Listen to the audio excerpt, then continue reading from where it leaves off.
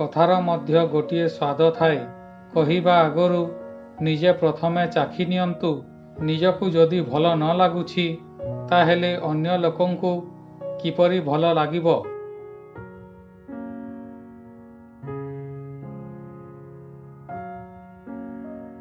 निजर खुशीर चाबी केबे हेले अन्य लोकंकु देव नाही। काहेकि ना लोक अन्य लोकंकर जिनिस हजाई देइथांती।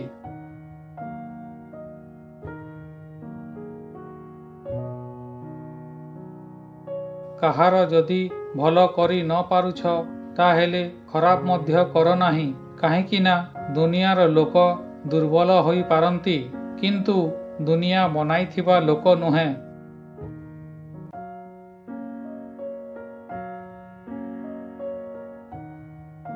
कथा सेतेबेले देव जेतेबेले ताहाकु पूरण करी पारिब।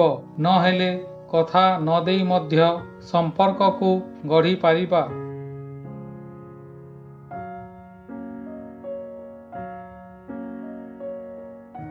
नईबा बहुत भल अटे। यह नम्रतार परिचय अटे। किंतु निजर आत्मसम्मान को छाड़ी देई नईबा निजकु निजे अपमान करिबा सहित समान होई थाए।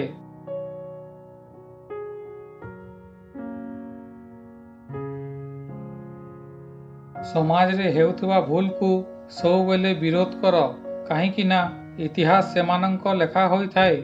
जेउ माने किछि करिथांती सेमानंकर नुहे, जेउ माने दर्शक होई देखुथांती।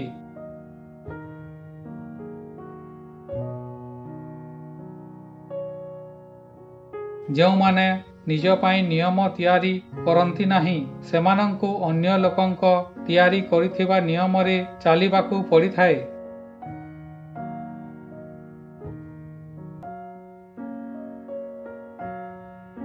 बुद्धिमान रो कथा केवल दुईटी लोक करिथांती। प्रथमटी सिए जहार बयस ओ अभिज्ञता अधिक होइथाए ओ द्वितीयटी सिए जिए कम बयस रे बहुत धोखा खाई थाए।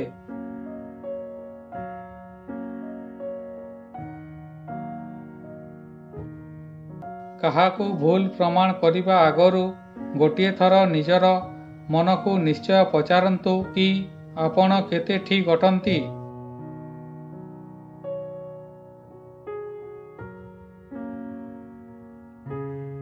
केबे केबे आमे भूल होई न थाऊ। केवल सही शब्द आम पाखरे न थाए जेउटा आमको सत प्रमाणित करि पारिबो।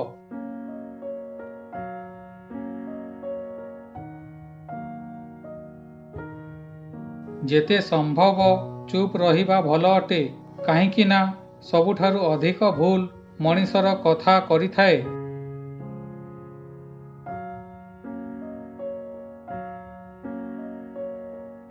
जेतेबेले केही आमर हाथ ओ सांग छाड़ी दिए सेतेबेले भगवान काहाकू ना काहाकू आमर साहाଯ୍य करिबा पाई आम पाखकू पठाई दियंती।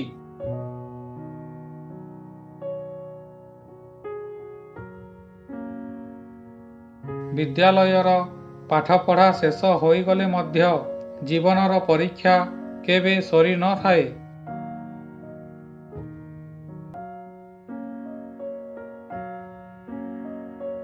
बाधा तो बंचिबा लोकंक बाटरे आसी थाए। मरी जाइथिबा लोकंक पाई तो समस्ते बाट छाड़ी दियंती।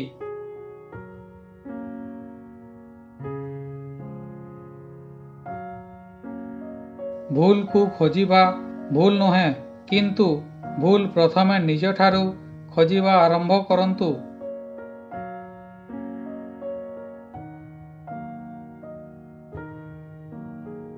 केबे हेले अन्यर कथा सुनी निजर संपर्क को भांगंतु नाही। काहेकि ना संपर्क सबेले निजर होई थाए अन्यर नुहे।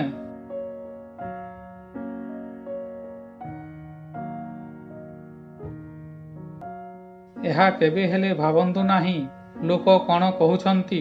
काहेकि ना आपणक घर खर्च लोक नुहे आपण उठाउछंती।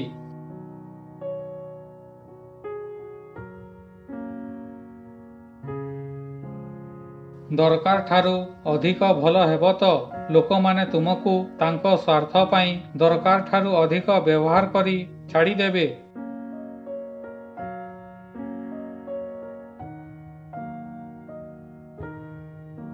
ଯଦି କିଏ ଆପଣଙ୍କୁ ବୁଝିପାରୁନାହିଁ ତାହେଲେ ଚିନ୍ତା କରନ୍ତୁ ନାହିଁ, କାହିଁକି ନା ଭଲ ବହି ଓ ଭଲ ଲୋକଙ୍କୁ ସମସ୍ତେ ବୁଝିପାରନ୍ତି ନାହିଁ।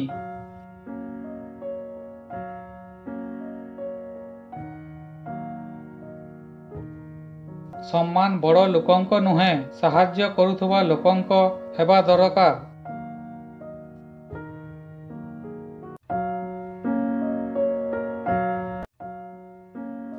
ଜୀବନରେ ଯଦି କେହି ଆପଣଙ୍କୁ କରିଥିବା କାମର ପ୍ରଶଂସା କରୁନାହାନ୍ତି ତାହେଲେ ଚିନ୍ତା କରନ୍ତୁ ନାହିଁ, କାହିଁକି ନା ଆମେ ସେହି ସମାଜରେ ରହୁଛୁ ଯେଉଁଠାରେ ଜଳିଥାଏ ତେଲ ଓ ବତି, କିନ୍ତୁ ଲୋକ କହନ୍ତି ଦୀପ ଜଳୁଛି।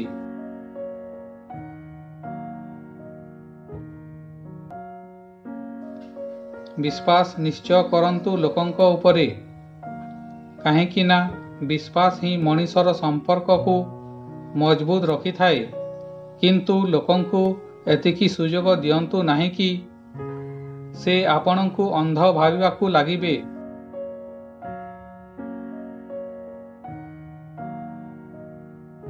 ଆପଣଙ୍କ ଶତ୍ରୁକୁ 1000 ଥର ସୁଯୋଗ ଦିଅନ୍ତୁ କି ସେ ଆପଣଙ୍କ ମିତ୍ର ହୋଇଯିବେ, କିନ୍ତୁ ଆପଣଙ୍କ ମିତ୍ରକୁ ଗୋଟିଏ ହେଲେ ସୁଯୋଗ ଦିଅନ୍ତୁ ନାହିଁ କି ସେ ଆପଣଙ୍କ ଶତ୍ରୁ ହୋଇଯିବେ। ଆଜିର ଭିଡ଼ିଓଟି କିପରି ଲାଗିଲା କମେଣ୍ଟ କରନ୍ତୁ। ଭଲ ଲାଗିଥିଲେ ଲାଇକ୍ ସେୟାର କରନ୍ତୁ। ପ୍ରଥମ ଥର ଦେଖୁଥିଲେ ସବସ୍କ୍ରାଇବ୍ କରି ବେଲ୍ ଘଣ୍ଟିକୁ ଅଲ୍ କରନ୍ତୁ। ପୁଣି ଦେଖା ହେବ ଆଉ ଏକ ଭିଡ଼ିଓ ସହିତ। ଧନ୍ୟବାଦ।